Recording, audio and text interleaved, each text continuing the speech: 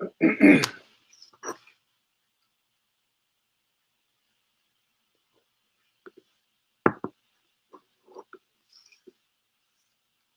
afternoon, and welcome to the 120th of the COVID calls. This is a daily discussion of the COVID-19 pandemic with a diverse collection of disaster experts. My name is Scott Gabriel Knowles. I'm a historian of disasters at Drexel University in Philadelphia.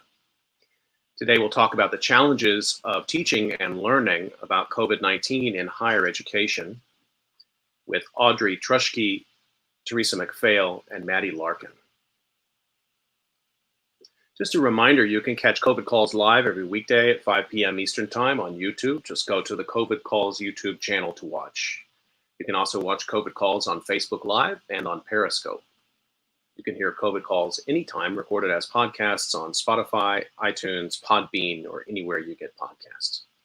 You can also keep up with COVID Calls via Twitter using the handle @USofDisaster or @COVIDCalls. Please help spread the word and send suggestions for future guests and future topics, and please feel free to suggest yourself as a future guest.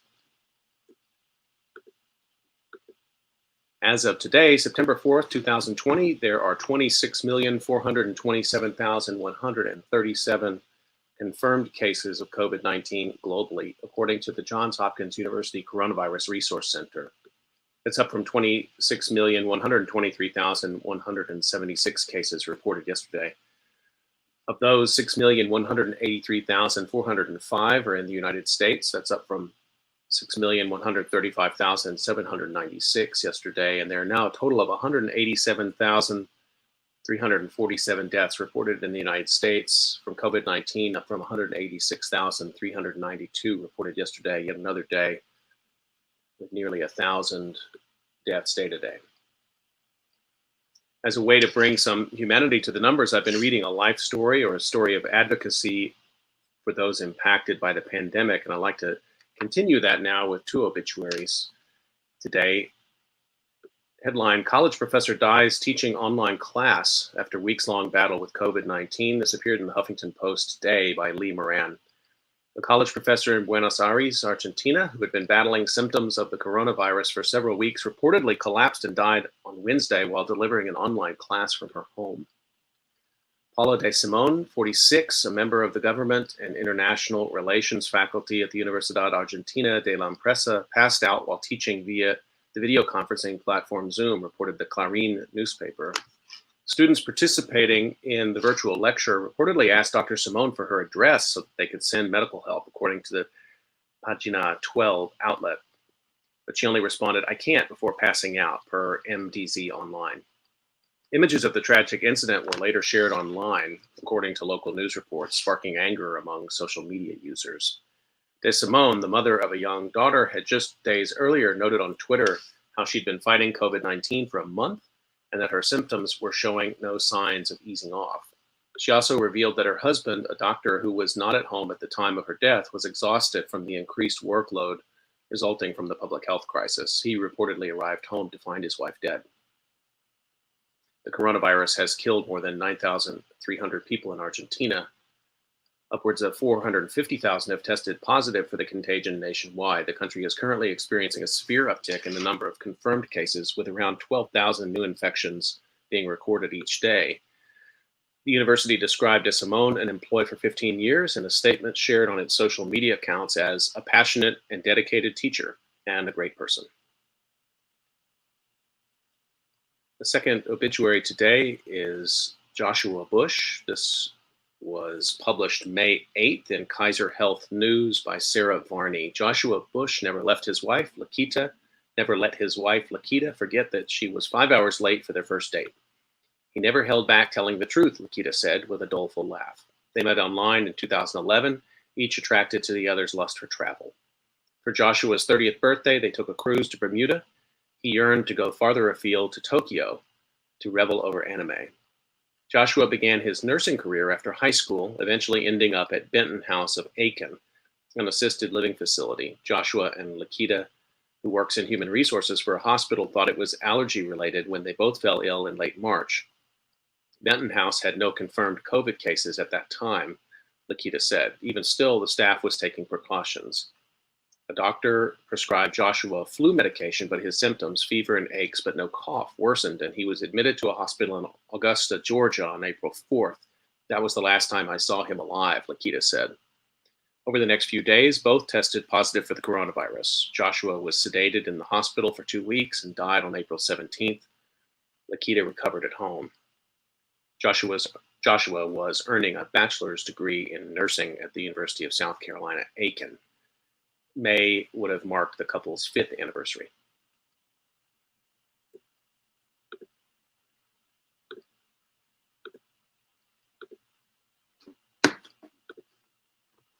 Okay, let's turn to our discussion for today. I'm really excited to introduce my guests. Maddie Larkin is a junior custom design major student at Drexel University.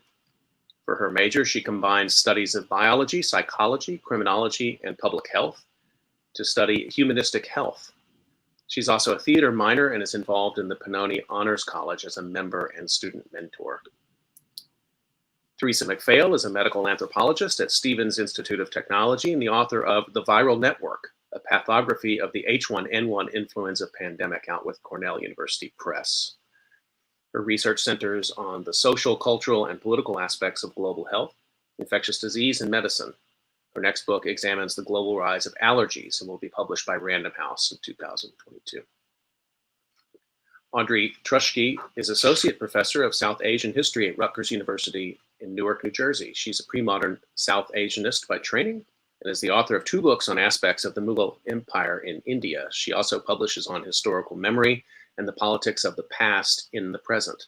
Because the pandemic has remade her world, and she cannot get it off her mind, she's also planning to teach a course at Rutgers Newark this fall called Archiving COVID-19. Maddie, Teresa, and Audrey, thanks for making time to come on COVID Calls today. Thanks for having me. Yeah, thank you. So I'm going to start the way I usually do, which is just to find out where you're calling from and how the pandemic is looking there today, right now. So Maddie, can I start with you, please? Sure. I'm currently in Haddonfield, New Jersey, which is in South Jersey. I'm living in my family home with my parents and my brother. I was here with my sister, but she just moved back to school. She goes to St. Joe's. Yeah, the pandemic situation, it's slowly getting back to normal. Our restaurants are opening in Jersey on Friday, indoor seating, but just at, I think, 25 capacity. But everyone is keeping their distance still. So yeah, just going through the motions every day at home. Thanks for that. Teresa, to you. I think you're still muted, Teresa. You would think after a lot of virtual teaching that I would learn to unmute myself. There's nothing intuitive about having to constantly turn yourself off and on. So don't ever get used to it. But tell us where you are and how it's going there. So I'm in Brooklyn. That's where I live, Brooklyn, New York. My Stevens is actually in Hoboken, New Jersey, and both areas, thankfully, are pretty stable in terms of infection rate and general positive tests. So we're not back to normal by any means, but outdoor restaurants are open, and Stevens did decide to do hybrid learning for freshmen only. So they allowed freshmen to come back onto campus. So we started that this week, and so far so good. So that's where we are. Okay, we'll find out more about how your own teaching is going in that regard. So the students are, just the freshman class is back. How big is the freshman class? About 1,000 students, so about 1,000. So it's about 1/4 capacity. So Stevens usually has about 4,000 students total, not including graduate students. Okay. All right. Audrey, same question to you. Where are you calling from and what's the situation there right now? So I am calling in from Hoboken, New Jersey, where Teresa teaches. Is where I live. So we've gone from sort of one of the worst places in the nation, back in April and May. I mean, you looked at the map of those like red bubbles exploding on the U.S. and we were like being suffocated under one of them. So we've gone from that to one of the best places in the nation. But honestly, the numbers have not really declined much here in the last couple of months. If anything, we've seen a slight surge recently, and we are reopening regardless, right? A sort of death toll in the low double digits every week appears to be acceptable now for the state of New Jersey. And the situation at Rutgers Newark, then, can you say a little bit more about what their plan is for the reopening? Sure, absolutely. So Rutgers Newark, the entire Rutgers system made the decision to go online. So we are all teaching online. We started classes this week, and we made that decision, I want to say, back in July. And I'm actually really grateful for that, because it gave us all a sort of enough time, or at least some time, to prepare for teaching online. And based on my experience and the experience of some of my colleagues at Rutgers Newark, many of us feel that the first week of classes actually went relatively well. And I think that's because we had enough time to prepare.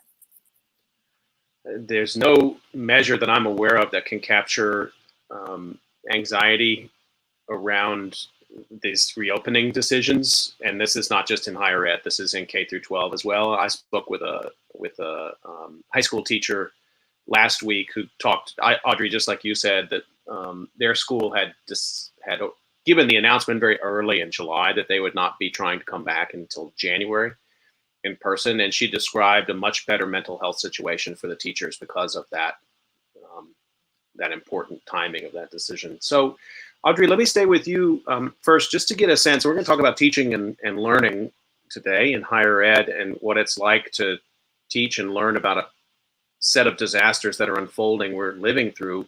Maybe to set the context a little bit, would you mind telling us a little bit more about what it's been like for you in these past few months to live through the pandemic?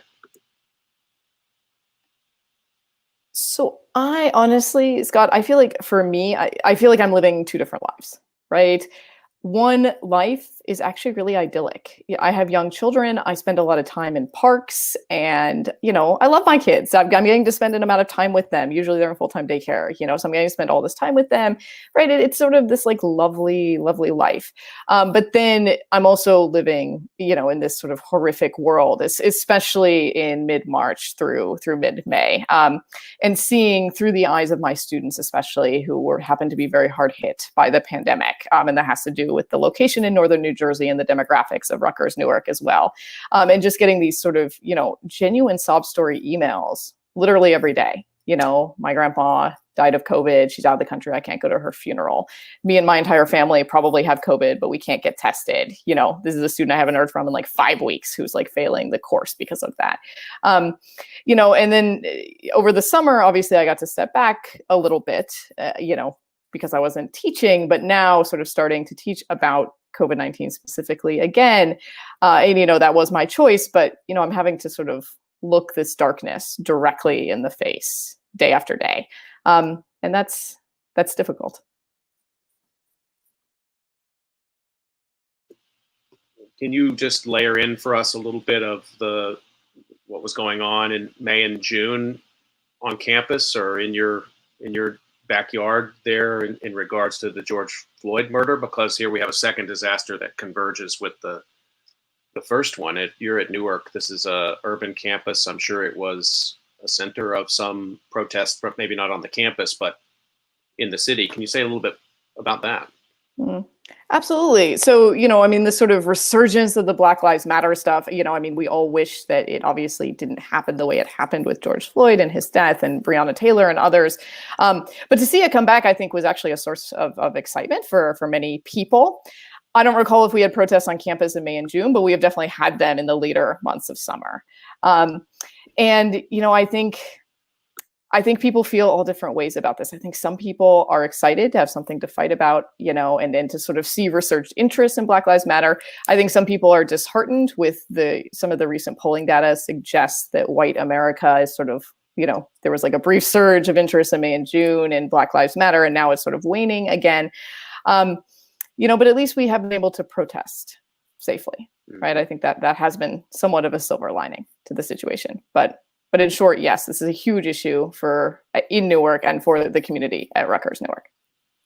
It's really interesting the way you described it, almost as sort of living two lives or two streams of consciousness. One, the stream of the home, and not being on the subway or not being in public transportation, just all those daily interactions, being tight with family, and then the other stream of consciousness, which is the never-ending news feed that we're all on.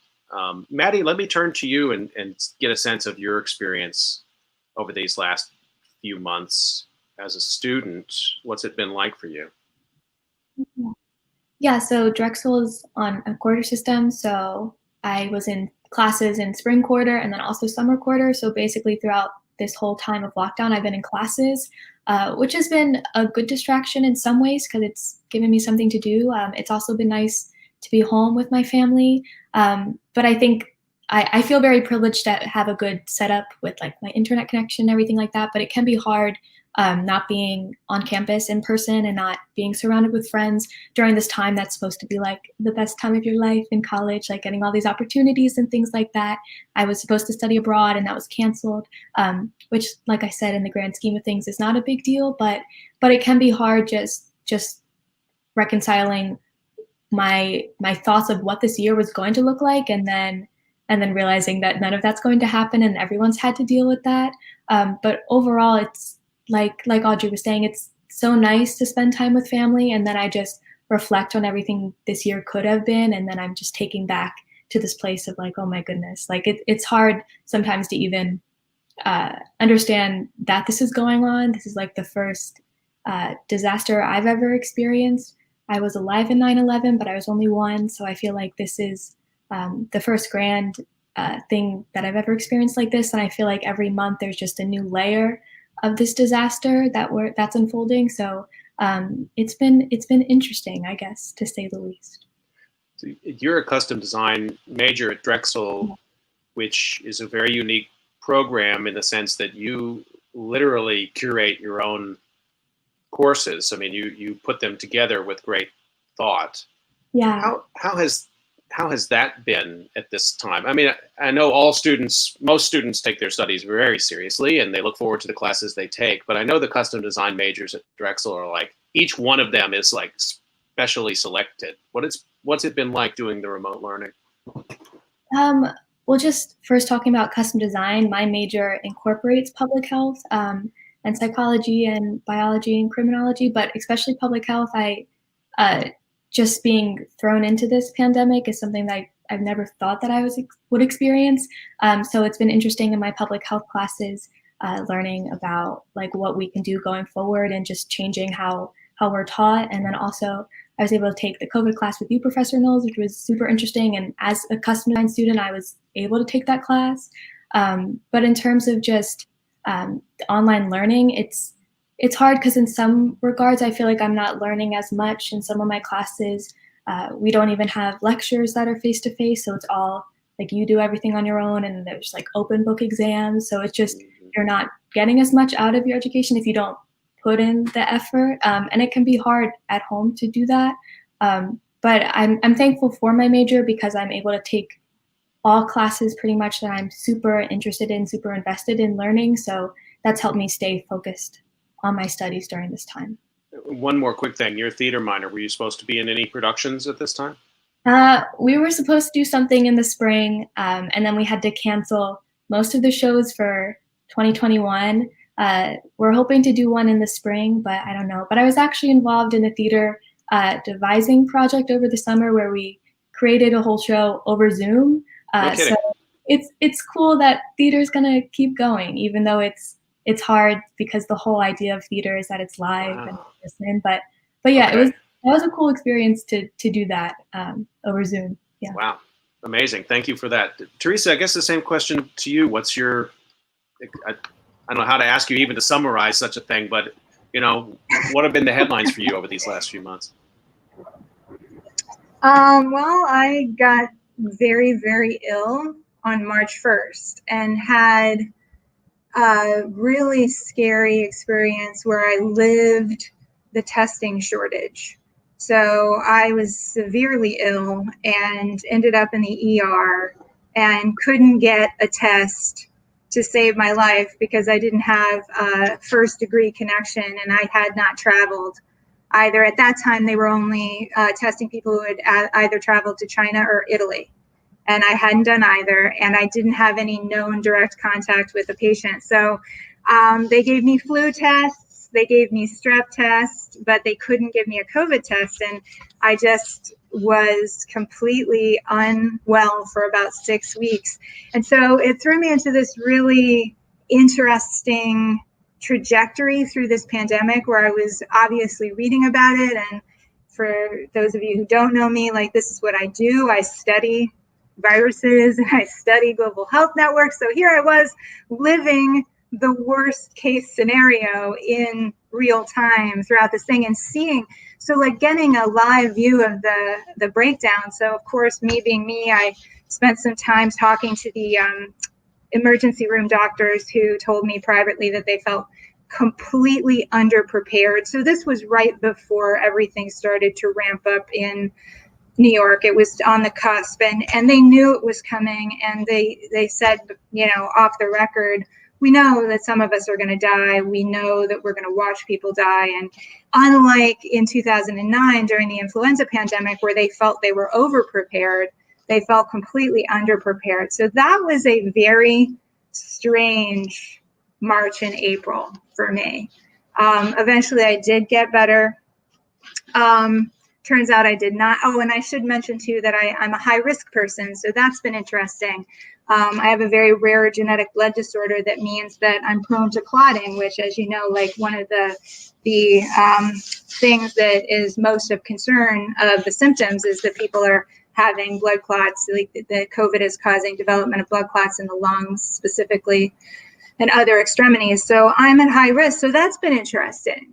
About, you know, I've had this very personal relationship to navigating risk, especially as we started loosening up and opening up a little bit more, like really needing to decide how comfortable I felt going out and mingling with people, or like just even going to the grocery store. So that's been interesting. And then, of course, as everyone's mentioned, like Black Lives Matter, the movement began again in earnest, and I'm here in Brooklyn in the heart of Crown Heights, which is a historically important area in Brooklyn, the site of many protests in the 90s. And it was very vibrant here. Like there were a lot of protests on a day-to-day basis going past my apartment. Really, I could hear it every night. I could see it. I participated a little bit, as much as I felt safe. So that was going on. And I guess, oh, you can hear a siren. Speaking of, and it was intense and it felt intense. It felt like I was living through history. So I spent all of this time in my career reading about pandemics and reading about, you know, the mushroom cloud that happens around pandemics and social unrest. And I talked to my students about it, and here I was literally living it. And that was a very strange experience, and it's been really hard to focus on anything that's not this. So here I'm supposed to be writing about allergies, and allergies for like, it just don't seem that important, all things considered. Of course they are, and they deeply matter to people who have them, self included. But suddenly it's been really hard to stay focused on anything not happening since so much has been hitting us. So you were doing like autoethnography basically in the ER. Yeah, I had the whole nine. I had the chest x-rays. They gave me the immunosuppressant drugs. I mean, I had the whole kit and caboodle. I mean, thank you for sharing that story. It's also been one that, you know, for obvious reasons, there's so many different angles on the pandemic, but the one that we have not heard as much is the actual experience of the sufferer, the experience of the survivor, and the experience inside the clinic, the experience in the emergency department.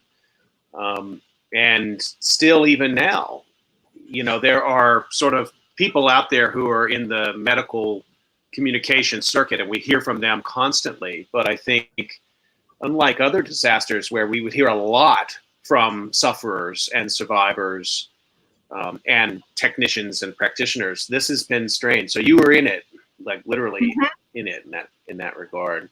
Yeah. Audrey, let me come to you.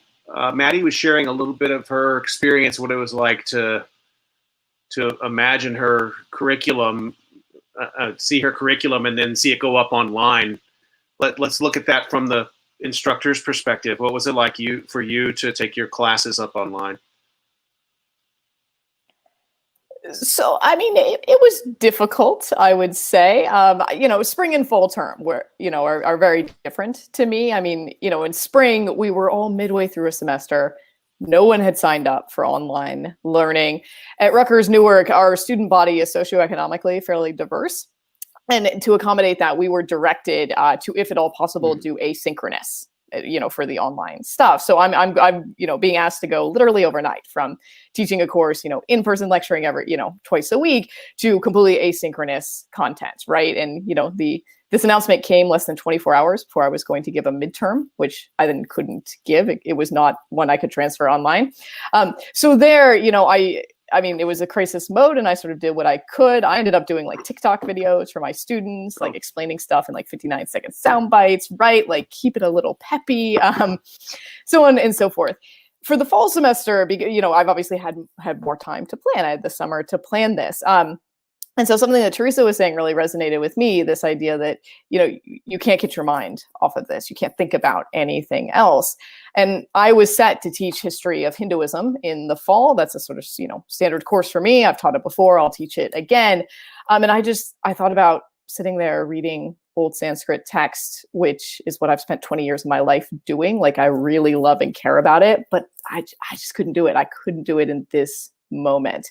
And so that's why I decided to teach about COVID-19. And so that's how sort of this archiving COVID-19 course sort of came about. Oh, can I add one more thing? Yeah, please. So I'm also teaching like a large scale lecture course on South Asian history, another normal course for me this term. And so one of my strategies was sort of to lean into the online thing and do, like, as I see it, the one thing that I can do with online learning that I can't do with in person, which is to bring in like a crazy number of visitors from literally all over the world. So I have 12 different people visiting my class, experts from India, Pakistan, Australia, and across the United States, which I could never do. I can't get these people to come to Newark, right, in normal life. Right. But pop into a Zoom class, that's no problem. So that's an interesting feature, and I've seen, if you're on Twitter, it's not uncommon for somebody to say, I'm an expert in this, or I just published. If you want me to pop into your class for 10 minutes, I'm happy to do it. Which, as you said, Audrey, is like usually completely impossible. Not that it would have been technologically impossible for us to do it before, but we just didn't have the mind. It wasn't in our mind, I don't think. Let me just, Teresa, the same sort of question of getting your material, whatever sort of format you were going to get into to teach it for the spring, summer, and thinking about the fall. What has that meant for you? Well, I got sick, so there was this gap, right? So I really couldn't physically teach for about 2 to 3 weeks. I was just out of it. So they were going through the online Canvas shell on their own, basically, without the lectures. And so when I came back, I asked them, luckily I was teaching medical humanities, and I was teaching a new class that I was running as kind of a exploratory class called Failure 101. And it was all about social failures. And so I asked both of those classes, since the subject matter made sense, do you want to throw out the syllabus we have, and I will entirely redirect towards what is happening now? And something that surprised me was it was an overwhelming majority wanted to do COVID. They wanted to throw out the syllabus and redesign based on COVID. So what I did was I looked at the themes and the types of things that we were discussing, and I just applied them to COVID-19. So if we were going to talk about scientific communication, then we were talking about scientific communication vis-a-vis COVID-19. And I kind of had to scramble, and I ended up doing 800,000 hours more work than I would have if we had just stuck with the old syllabus. But I felt it was important for all of us to grapple with this very traumatic thing that, as Audrey was saying, I mean, we were the red bubble. Like, we were getting hit, and we were getting hit hard. they had all, by the time I came back online, they had all been sent home. We knew that we were going to be online for the rest of the term. And so in a sense, it helped them feel a sense of control, or a sense of like, okay, at least I can do this. At least I can learn about what is happening and feel like I have information and knowledge. And that seemed to help them with the transition and seemed to help them with actually living through it. So that's what I did. And how much of the time was unstructured? Did you find that you needed more unstructured time just to let conversation expand, or did you try to keep it in sort of more narrow confines of, pedagogy that you might have already developed? We did a lot of group breakouts. So we were on Zoom. We tried to do synchronous. We were asked to try to do synchronous, so we did. Luckily for me, I didn't have any international students, so no one was getting up at 3 a.m. to attend my classes. So we did do synchronous, but we broke out into, so I would give them a problem set. Like I would have them research the reproductive number of COVID. So I would have them look at all these different RO numbers. And then I would ask them, why is this hard to know? So we would work through an actual problem that was happening in real time, and then talk about all the social, cultural, political, economic factors that made that knowledge tricky. And that seemed to work, but I really always felt like I was behind the 8 ball, so to speak, like you're constantly rushing to catch up to what you're doing. But it helped me too, because like I said, I couldn't focus on anything else. So it was kind of good that at least I could funnel my energy and my own desire to know about what was happening into the design of the class. So what I wanted to know is what we all ended up plowing through. And I think it turned out all right. The evaluations at the end of the semester were decent. Mm-hmm. Like Stevens at Drexel, as faculty, we were encouraged strongly to go to synchronous. We went all online, and the goal was to go synchronous. Very interesting, Audrey, just the different socioeconomic perspective of a Drexel student, a Stevens student, and a Rutgers Newark student on average, probably. It was really interesting to hear you say that they wanted you to be asynchronous online.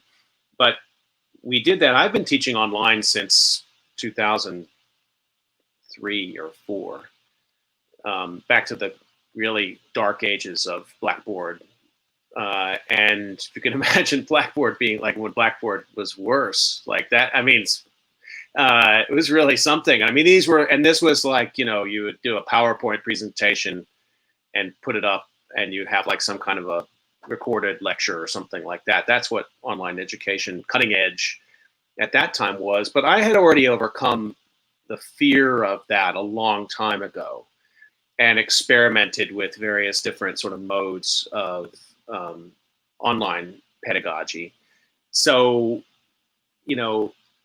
I guess I didn't quite have that fear, and I'm a department head in the history department. And maybe only 1 or 2 of the other faculty had taught online. And I don't know, I can't generalize about history, but, well, maybe I will. Historians, how do I put this diplomatically? We're not always the first to adopt a new technology, let's put it that way. And so it was for some of our faculty, there was no complaints, but they were really working hard to try to, and it wasn't just, I think there's been a lot of emphasis in the writing about it, like the mechanical aspects, like the labor, like to take this and turn it into that. I think for some of our faculty, it was much more that they were struggling to learn how to capture that experience of the classroom, which is hard to quantify that, but when it's working, both as a teacher and a student, like we're creating something here that's not in the syllabus, it's happening. And I think there was a lot of anxiety around that. I was co-teaching a course with my colleague Tiago Saraiva and on Lewis and Clark. The course was about Lewis and Clark, but also about Sacagawea and York, who was the slave on the Lewis and Clark expedition. So this course is Lewis and Clark in the Anthropocene.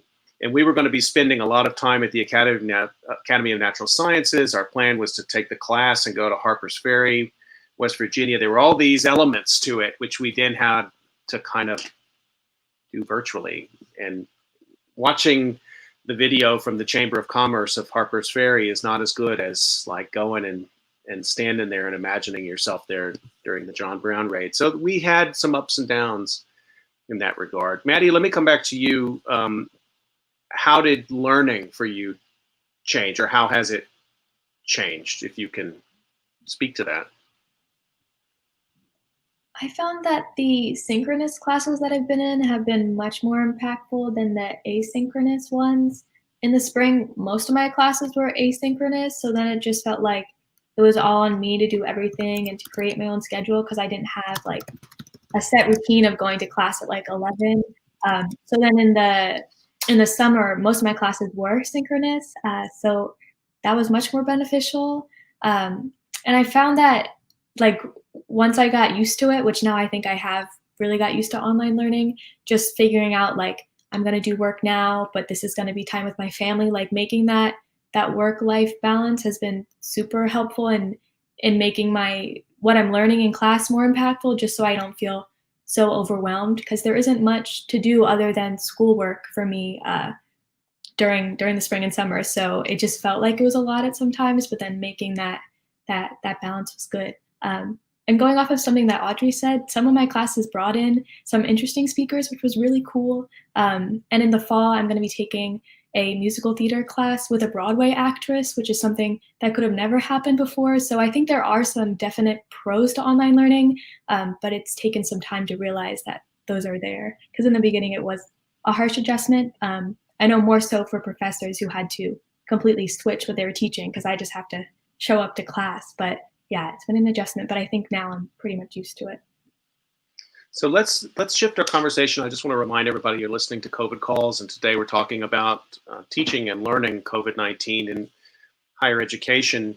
So we've all been teaching it, or we're about to. We've all been learning about it. I taught a course on COVID-19 over the summer, and Maddie was a student in that course. So let's talk about some of the unique challenges of this. I had a professor when I was in an undergraduate at the University of North Texas who said in such a way that you could not argue with him, everything after the French Revolution is journalism. And he really believed that, and maybe he was an eccentric guy and quite brilliant, but there is this sense in which you can't possibly do history in the middle of things. That's not good practice. So let's dive into this. Audrey, let me bring you in first on this. Your thoughts on what it means to try to teach something historical as it's happening. So I told my students on the first day of our Archiving COVID-19 class that we're trying to bring a sort of presentist viewpoint to the study of history. The problem being, of course, that presentist is like a real dirty word for historians, right? But I was like, look, it is what it is, folks, right? Like, we are living through the pandemic. We don't know the end of the story yet. And I don't want to just wait 30 years or, I don't know, 200 plus years for, your French, historian guy to analyze this. I'm always telling students and everyone who will listen and many people who won't listen that, the tools of historical method are valuable, not just for the study of the past, but for like everything, right? Like, if you want to be a thoughtful, critical thinking person in the world, right? You need historical method, even if you don't, call it that. And this is sort of an opportunity to demonstrate that. Obviously, we set out to do the impossible, right? How can you ever understand a historical moment that you're living through when it's not even over yet, right? Maybe it hasn't even really begun. Like, we may still be at the very beginning of this pandemic, right? Like, I mean, we don't know. So you have that humility. But I think one thing that we can do is we can leverage the advantages that we have, right? In sort of normal life, which we're really far from normal life right now, but in normal life, I study the 12th through the early 18th centuries. And I would give my right arm to have the sorts of historical documents that people are producing now, right? First person journal accounts. We have a sort of proliferation of online archives of, what life is like for different kinds of people living through the pandemic in different parts of the world, different walks of life. I would love to have that for like 15th century India. And we don't have it. But now, because we're living through this moment, we have an opportunity to produce the source of materials that historians will love someday. And so for me, in teaching archiving COVID-19, it's sort of a two-pronged approach, right? Like my students and I are creating a set of online archives, including journals, material objects, oral history interviews, so on and so forth, that will be of benefit to future historians. And we're also trying to sort of bring the presentist viewpoint, right? Because it does matter what it looks like when we're living through it. Even if we don't get the sort of final say, of course, of, how the history of this period is written, doesn't mean we can't have a voice in it. And so what was your students' reaction to being told that they were literally the subjects of their own study for the course? Honestly, it was a really interesting reaction. So they became really uncomfortable with it. And I had several students be like, well, wait, what, especially with the journals. I'm having my students, and I'm doing this with them. We're all journaling minimum of 3 times a week for the next 4 months. And my students are like, wait a minute. What if someone reads these journals like 30 years from now and like misunderstands what we were saying? What if they're malicious? What if the meaning of a word has changed? Like a million things can happen. And my response was, this is what we do to other people all the time. Like, this is what historians do. We look back at like evidence and, try to understand it the best that we can. So I think there was sort of an instantaneous recognition of the ethics of history and the importance of that, because it looks really different when you're on the other side of that fence. Wow, that's interesting. Teresa, can I bring you in on this too? How you're thinking about teaching something in the middle of it? And I just want to underline again, your unique perspective as a person who's survived and suffered through this time. That also puts you, your story, you're starting out with a compelling story to begin with, but then you have to explain why. You said you were compelled to teach it, but say more about how you're viewing it. Well, so I'm an anthropologist, so we don't have the same problem of, we're supposed to be in the present moment and we're supposed to be studying in media res. So you're jumping into the middle of something and you're trying to make sense of it. I think our problems have been the flip side of what Audrey was just saying, the overwhelming amount of data that we have. So, the importance of understanding individual perspectives is what anthropologists do, looking like interviews, like deeply spending time in a community with people, understanding how they think about something.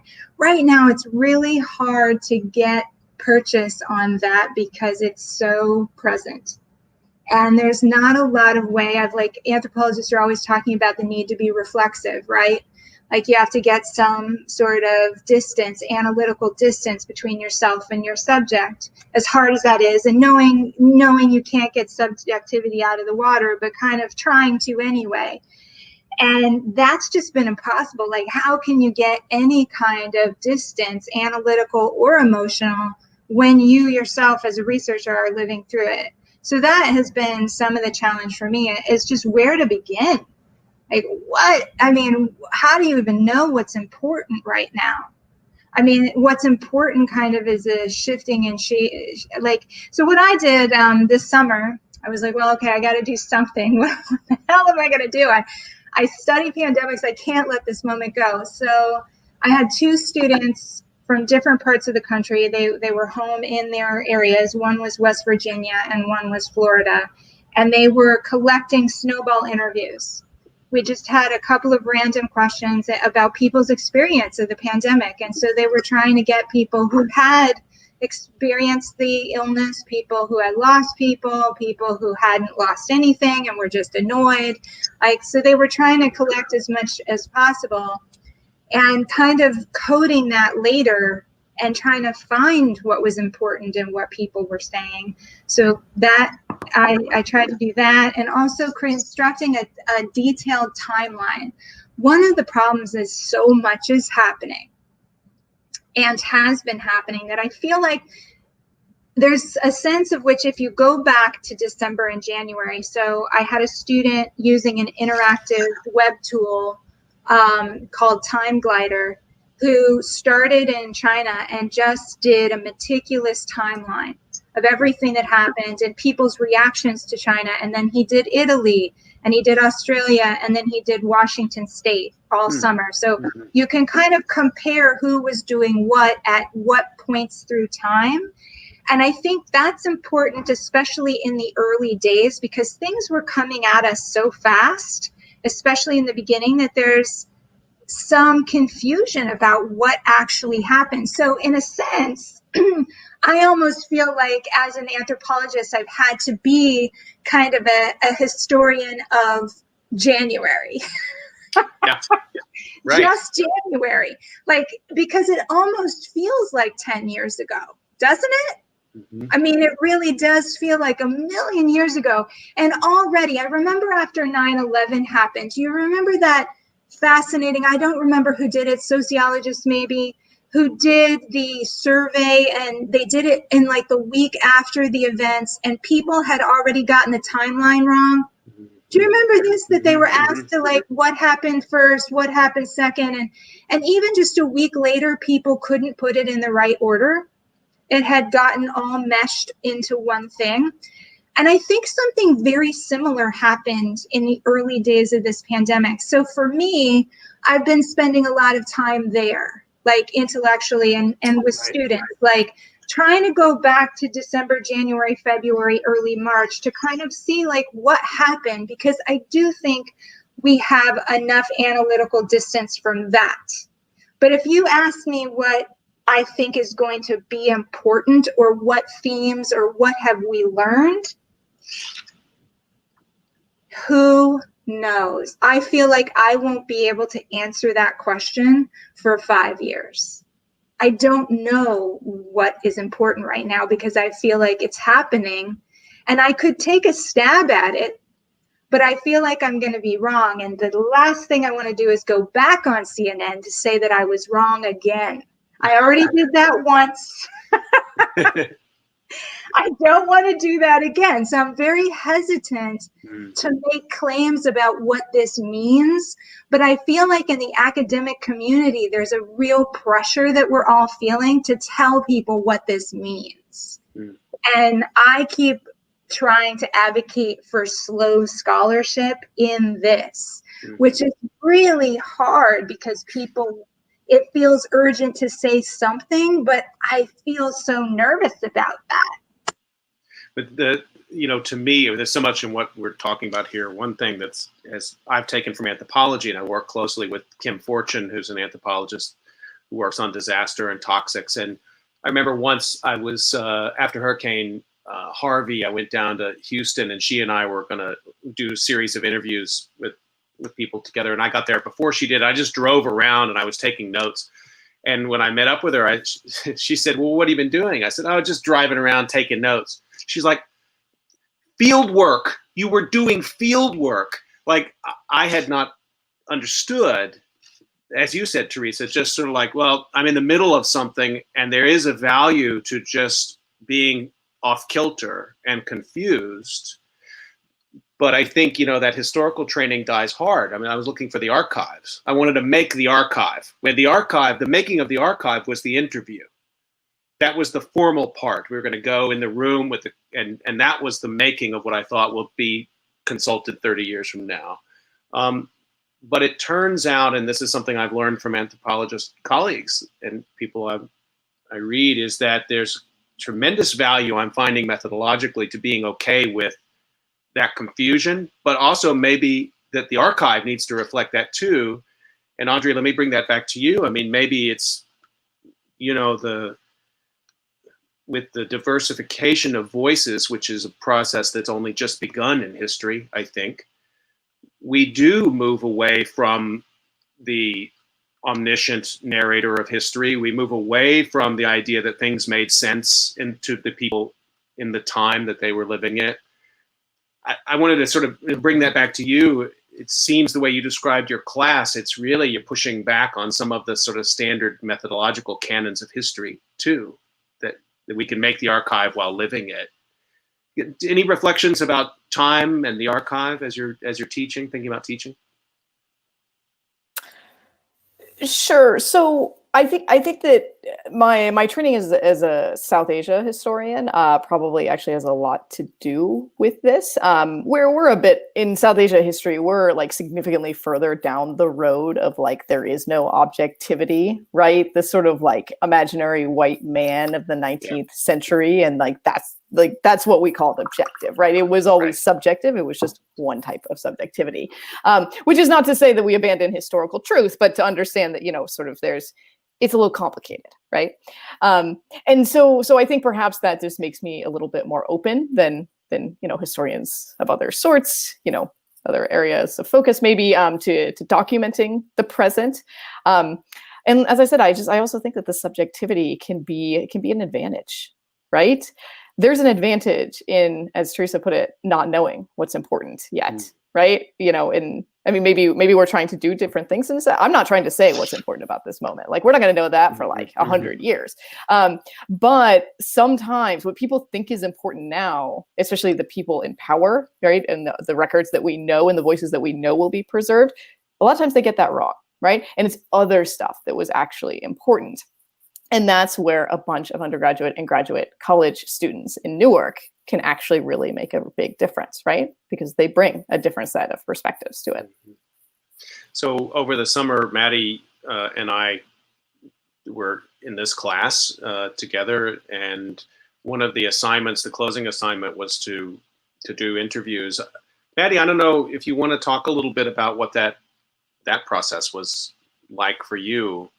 Again, it was an attempt to empower us to kind of make the historical record, but in the forming of the questions, that gets to kind of Teresa and Audrey's point, which I take very well, which is how do we even know what questions we should be asking at this time? And what if you have 30 minutes with a person, what if you asked all the wrong things and when you capture what was important about this moment? I mean, I really sweat that kind of stuff when I'm thinking about interviews. What was your approach, Maddie?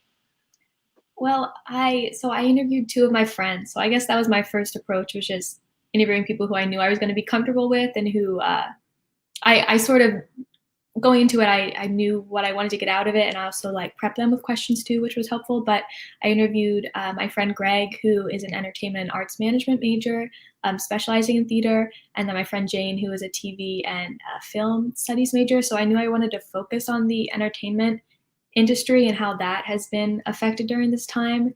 And then, so all my questions were structured around that. And so because they had this background in their studies, and we're both taking classes during the spring and summer during this time, and having discussions with their professors about the future of their fields that they're going into, that was super helpful. And I guess the whole process was beneficial, the class and also the interviews, and just understanding this time, and looking back on January and February feels so long ago.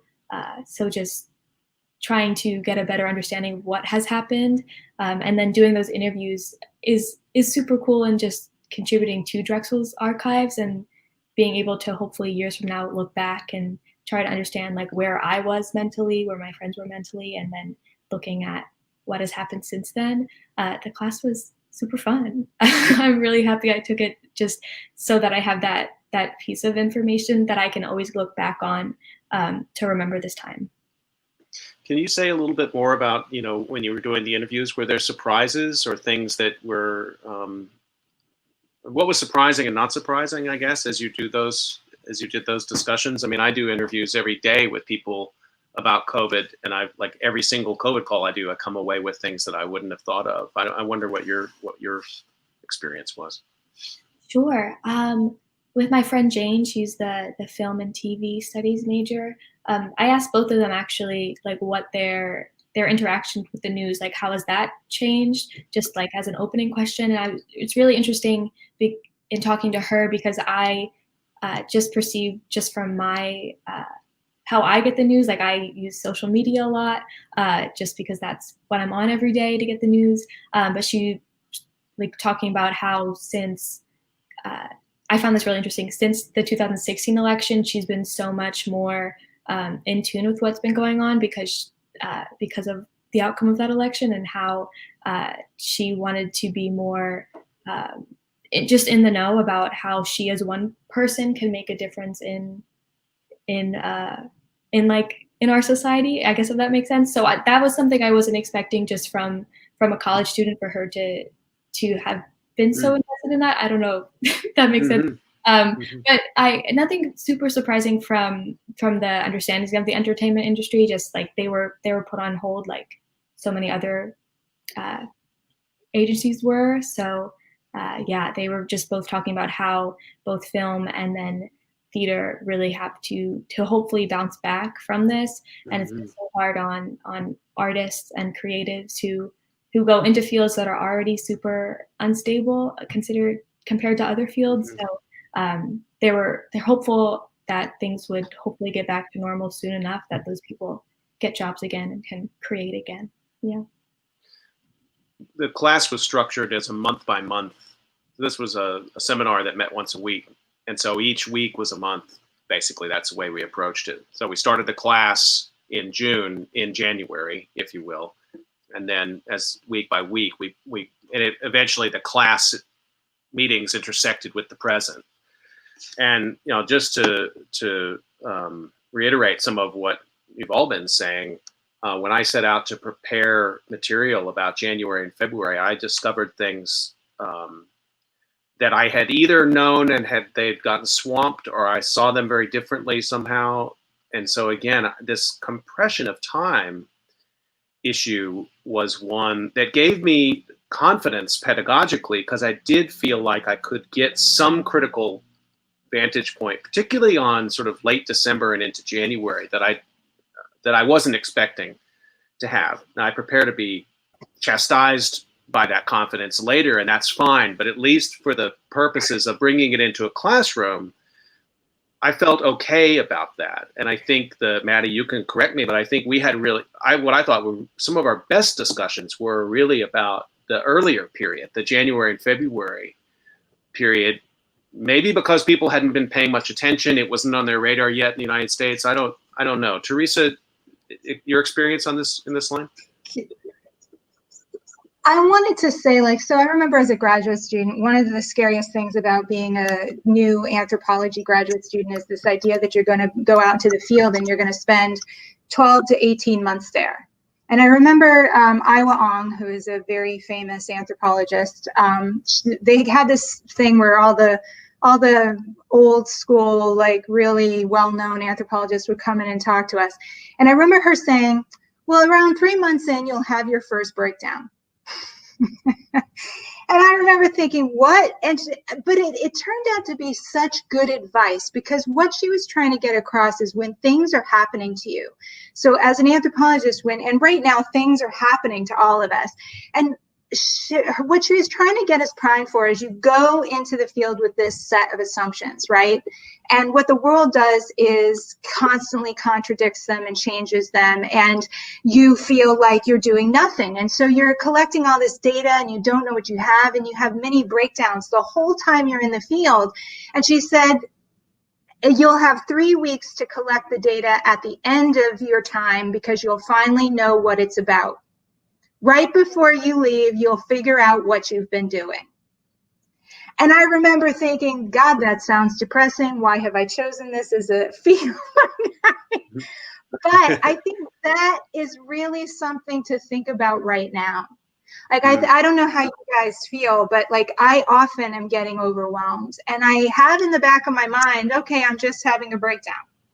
But having faith that at some point, you'll stumble upon what this is about, and it'll be in some way and she said, just collect everything, collect things you don't even know you think you'll need, like menus, flyers, like newspapers, like just take everything that's happening to you and act like it's important, because you won't know what it means until later. And she was right. And so I keep trying to keep that in mind right now as we're all busy trying to make some sense of this, is that eventually we will find our path through all of this, but there are going to be breakdowns. Mm-hmm. There's a sort of disarming, again, back to some of the themes we've touched on, there's a disarming sort of reversal of the normal power dialogue in higher education that you're describing there, Teresa. And I wanted to get to that, because by presenting to students that you're literally figuring something out while you're teaching it, is a bit of a leap of faith for students to run with you on this, because we generally believe, well, we're the masters of a subject, that's why we're here. That's why you hired me. That's why the student takes the class. I want to talk a little bit more about that, because there's a trust that's involved, and there's a relational aspect of this. Audrey, can you speak to that, about how you've thought about that, keeping trust with students in taking this unconventional approach to teaching something that's happening? So I feel like every way that I sort of cultivated relationships with students before the pandemic has been smashed and destroyed on the rocks of the pandemic. I always kept a sort of certain professional distance, I don't know. I don't even have pictures of my kids in my office. Like, it's just who I am. And that's like completely gone. Like, I regularly hold office hours, my kids jumping on my bed in the background, literally. So, sort of following on that, teaching an unconventional course now, I've just taken a very different approach. And I'm not afraid to sort of say what I don't know and when I don't know it. So I think the most sort of visible way that this has come out in the Archiving COVID-19 course is that I didn't write the entire syllabus, which I've never not done before, because like, how can I write a syllabus that goes into mid-December? Like, that's insane. Like, who knows what's going to be happening by then? So starting in late October, the readings, like, there start to be a lot of like to be announced and to be determined on the syllabus. And then in sort of early to mid November, I just have a note on the syllabus. I think I called it pedagogy note. And I just say, look, I'm writing the syllabus in August of 2020, and I have no idea where we're going to be as individuals, as a university, as society, as a nation, at this point, when we get to early to mid-November 2020. And so when we get closer and I have a better sense, I'll write the rest of the syllabus. Maddie, I did the same thing. How did you feel about that? You're not going to hurt my feelings, by the way, if you say, I really wish you'd had the readings to us a little bit further in advance, because it was sometimes a little bit last minute, and I will totally cop to that. And a couple of students called me on it. They're like, we really wish you'd give us a little bit more head start. Like, yeah, but I can't even predict by the next meeting. It's a week from now. And I got caught up in that a couple of times. And I'm not sure, I wonder if the pedagogy didn't suffer a little bit. Maddie, you're free to speak. So please tell us how you felt about it. Well, I think I knew what I was signing up for as a COVID class, that it was going to be evolving. And I think I found that really engaging, actually, that each week we were being given new materials from the current times that we were experiencing. So I actually like that. Perhaps not best for time management, but that's okay. Usually I do it right before anyway. So it was nice that everything was current. Yeah. So, again, keeping with this idea of the iterative syllabus and things growing as they go, I still tried to spend some time thinking about what a COVID-19 curriculum would look like. And I'd have to freeze that in time in June, even though there were changes along the way. I would just share a couple of things that ended up being, I thought they would be impactful, and I think they did end up being impactful. One was Daniel Defoe's Journal of a Plague Year, which was published in 1722. And the reason I liked that one was that it was deep in history. It was a pandemic that most Americans don't know much about, a time period in a part of the world most Americans they've heard of, but may not know much about, 17th century London. But it also pushed back on this idea that the role of history, so like I think all of our guests here who are professors have been asked by media at this time, what do we learn from history to help us make sense of this moment? And often what they want are actionable items that will affect policy. And I like that they trust us to ask us those questions, but I found myself more frequently saying, I'm not sure what the answer is to your question there in terms of policy, but I am sure that we find a lot in the reservoir of history about how people have coped with loss and fear and anger in the midst of a disaster. So the Defoe really worked.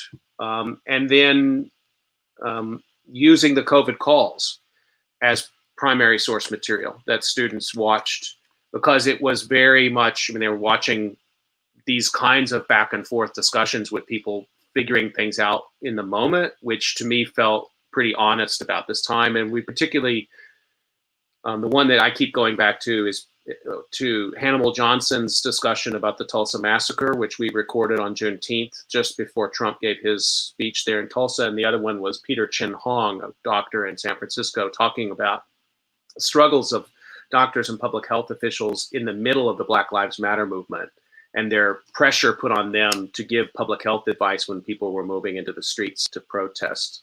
So I just wanted to throw those out as a couple of things that I had used as sort of what you might consider core curriculum. Maybe we can do a lightning round here and each person could say one or two things that they are leaning on at this time as sources. Teresa, do you have something? I tend to teach John Barry's The Great Influenza a lot. I think that's such a great book for the last really big pandemic, and it has a lot of points in it that we can draw upon for what's going on now. So that, obviously always Can't Lose the Plague. If you're going the fictional route, right? That's a good go-to, but also just paying attention to I have students kind of mine Twitter or mine TikTok, to try to do their own real-time analysis of what's going on. How are people flashpoints? How are people talking about the pandemic this week? Because it changes, right? It was more serious and now people are starting to make fun of it a lot more. So it changes almost on a daily basis. So trying to keep the history in conversation with the hashtags. Audrey, can I turn to you on this? Sure. So I'm using as my teaching in a couple of different episodes from Intersectionality Matters by Kimberly Crenshaw, which I like. It's available as both a podcast and a sort of YouTube video-y thing. So something you can watch, you can listen, and it tends to bring in larger issues about the pandemic. She has really interesting guests. What else would I, Matt? Another thing, I don't know if I have a specific reading on this. I have several. But I'm very interested in the words we use, is building on what Teresa said, and sort of the language we use to talk about the pandemic, right? There's a lot of war imagery, we're fighting the virus and this sort of stuff. So, I don't know if the specific reading matters, but I think drawing student attention to that. I've seen student eyes light up at that, where it's just oh, I never thought to think about the metaphors. And I think that's actually very critical. Maddie, let me ask you the same thing. Either from the class you took or other classes or other things you've been reading, what would you put in a COVID-19 curriculum? I found the COVID calls episode super helpful, not only because of the different people you talk to and all the experts and professors, but also how they themselves are an archive of the time. So we listened to an episode from April, and there was a comment about how Trump wanted to open everything up by Easter. And I was oh my goodness, that was a thing that happened. We forgot about. So I love listening to the podcast just because there's so many things to pull from to understand what's going on. So we're almost up on time. I really enjoyed this conversation. In fact, I've overstayed my guest time, but maybe we can just do a lightning round here to get a sense from people of what about this approach to teaching and learning, that is taking it in the moment, taking something that's literally shaping our world and bringing it in the classroom.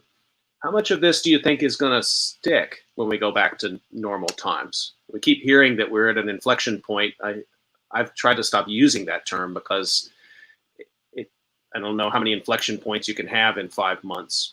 But this is something I'm thinking a lot about. How is this going to really change pedagogy for the rest of our careers? Maybe what parts of this are we going to take away once the vaccine happens and we're back in classes? And in what ways do you think we'll go back to some sort of way we were before January? It's an almost impossible question, but Teresa, could you take a run at it? I am never going to be the same professor again, for sure. And I learned a lot from going on record in February saying that this was not going to be a big deal.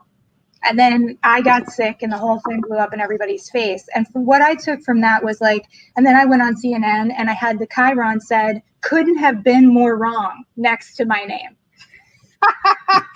And so what I took from that is, actually, as a professor, I'm much more open about what I don't know and the process of how I think through things I don't know. And I wasn't always transparent about that with them. I would present things and I would present maybe different perspectives, but I personally wouldn't walk them through my own doubts or my own, how do I figure something out? And so I think every time I teach, I'm going to do more of that. I'm going to do more of how this is a process and a toolkit that I use too. And it's not a bunch of, here's what you need to memorize. Not that I ever did too much of that. Maddie, let me ask you the same question from the student's perspective. How has this changed you as a learner and eventually, I'm sure, as a teacher at some level yourself? I think it just reinforced how much I want to continue to take interdisciplinary classes because until taking the COVID class, I didn't realize how there are so many different facets of the disaster, like the pandemic with COVID, but then also socially with Black Lives Matter and then the economic down. It's all connected. So just taking classes that will continue to inspire me to realize that interconnectedness. Yeah. I would just echo that. I would not back away myself from doing courses like this and intentionally interdisciplinary courses. And in the first 10 years after September 11, I taught at John Jay College with Charles Strozier, colleague of mine. We taught a 9/11 class 3 times. We taught it in 2004, 2007, and 2011. I think I've got that right. And then by the third time we taught it, we reflected a lot on the difference between how teaching it looked from 2004 to 2007.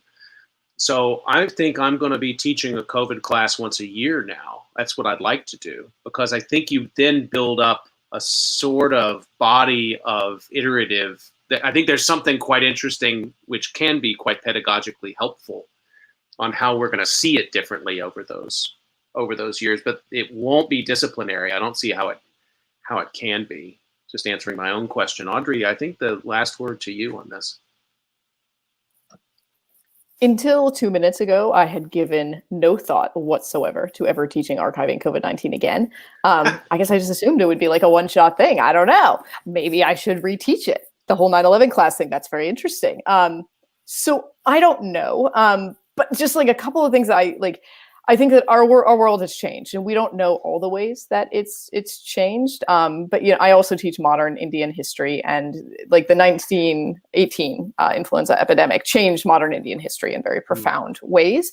And so thinking about that, who knows what's going to happen when the world sort of opens back up and we can travel again and things like that.